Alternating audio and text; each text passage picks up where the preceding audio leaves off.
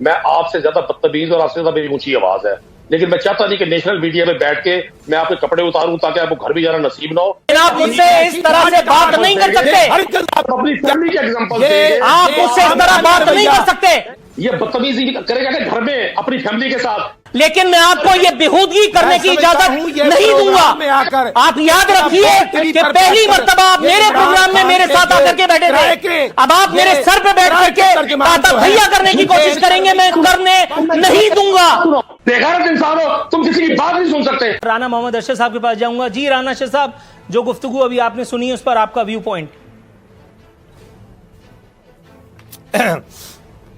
نور العارفین صاحب، میں سمجھتا ہوں کہ حقائق بڑے واضح ہیں۔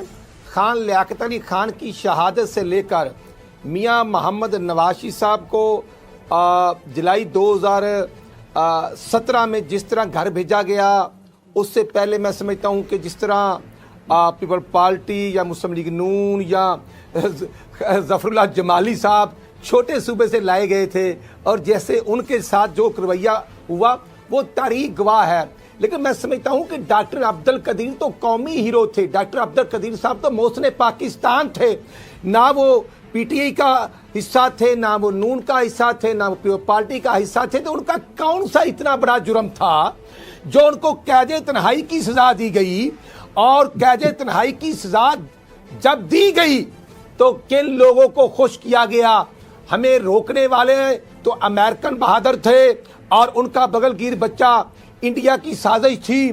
تو میں سمجھتا ہوں کہ یہ پاکستان کی سالمیت پر ایک بہت بڑا حملہ تھا۔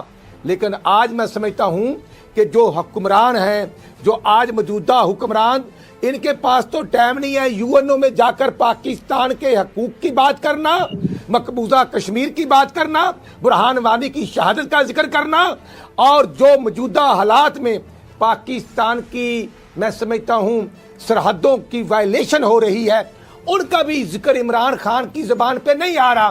یہ تو کلبھوشن کو ہم نے پکڑا تھا اور اس وقت کی ایجنسیز کا بھی ایک رول تھا، لیکن یہ تو اس کے لیے وکیل کرنے کے لیے مارے مارے پھر رہے ہیں، اور پھر کہتے ہیں کہ وہ مودی ہمارا فون نہیں سنتا، پھر کہتے ہیں کہ بائیڈن ہمیں کال نہیں سنتا، کال رانا صاحب تھوڑا سا توقع کیجئے گا سر، آپ کی انہی باتوں کی تصدیق کیا، مہنگائی، بے روزگاری، قریشی صاحب کے ذمہ جو حالات قریشی صاحب آج طالب علم پر آپ نے جو کچھ بھی سنا، رانا ارشد صاحب جو بھی بیان فرما رہے ہیں یا حسن مرتضیٰ صاحب نے جو کچھ کہا، آپ کا ویو پوائنٹ سننا چاہتا ہوں۔ اچھا، پہلے تو میں نے جو آپ نے فرمایا جی میرے بچے نے دوسری کلاس میں پڑھا ہوا ہے، میں نے 7ویں کلاس میں نے اس لیے وہ ڈومیسٹک آپ کی بات کا ذکر کیا تھا، آپ نے بڑی غیر ذمہ دارانہ لفظ استعمال کیا ہے، مجھے بڑی تکلیف ہوئی ہے۔ میں آپ سے زیادہ بدتمیز اور آپ سے زیادہ میری اونچی آواز ہے، لیکن میں چاہتا نہیں کہ نیشنل میڈیا میں بیٹھ کے میں آپ کے کپڑے اتاروں تاکہ آپ کو گھر بھی جانا نصیب نہ ہو، تو اس لیے میں آپ کو یہ خود اللہ کی طرف سے آپ کو معاف کر رہا ہوں۔ آپ کو آئندہ اس طرح کی بدتمیزی الاؤ نہیں کہہ کر کے آپ مجھے اپنے طور پر معاف کر رہے ہیں، میں آپ کو یہ بتا دیتا ہوں مجھے آپ کی معافی کی ضرورت نہیں ہے۔ ایک منٹ آپ نیشنل ٹیلی ویژن پہ بیٹھ کر کے اگر اپنی اس واسطہ کا فائدہ اٹھانے کی کوشش کر رہے ہیں تو میں آپ کو یہ بتا دوں کہ آپ کے پاس یہ پریویلیج نہیں ہے، آپ اس ملک کے منتخب وزیر اعظم کیوں نہیں ہو، لیکن آپ مجھ سے اس طرح سے بات نہیں کر سکتے، آپ مجھ سے اس طرح بات نہیں کر سکتے۔ آپ اس ملک کے اعلیٰ ترین ایوان میں بیٹھی اعلیٰ ترین شخصیت کیوں نہ ہو، لیکن آپ مجھے اس طرح سے آرڈر نہیں دے سکتے۔ آپ مجھے بدتمیز کہیں گے تو پھر میں آپ کو بدتمیزی کا مزہ بھی چکھاؤں گا۔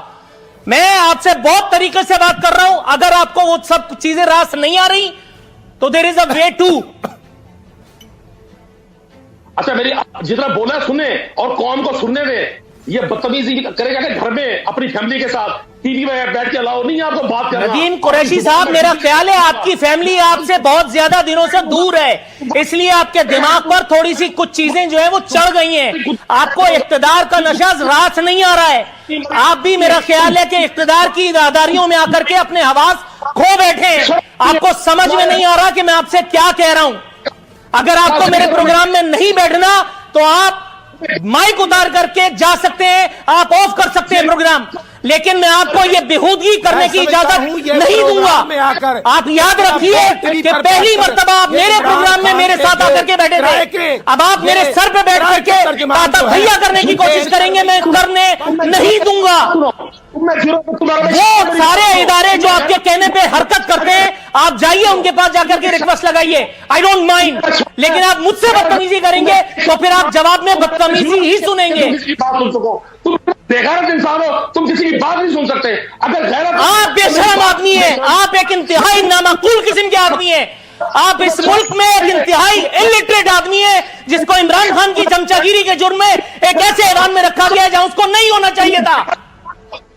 انسان ہو تم, ایک ایسا آپ آدمی ہیں, آپ آدمی ہیں. میرے کمرے میں بیٹھ کر کے, میں نیشنل میڈیا پہ بیٹھ کر کے, بند کرو یار, بند کرو, میں بتاتا ہوں اب ان کی اصلیت. نیش کو پروگرام میں رکھو, ان کو پروگرام میں رکھو, میں بتاتا ہوں. اب میرے کمرے میں, میرے آفس میں بیٹھ کر کے ونڈو مارو, ندیم قریشی کو دکھاؤ. میرے کمرے میں جو کچھ کہہ رہا ہوں اس کے علاوہ میں کوئی کچھ نہیں کہہ سکتا کہ میرے ہاتھ میں آپ قرآن شریف دیں.